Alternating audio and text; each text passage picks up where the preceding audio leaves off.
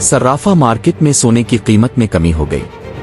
सोने की फी तोला कीमत में 500 रुपए की कमी के साथ 2,56,800 रुपए हो गई। 10 ग्राम सोने की कीमत में 429 रुपए की कमी हुई, जिसके बाद 10 ग्राम सोना 2,20,165 रुपए का हो गया।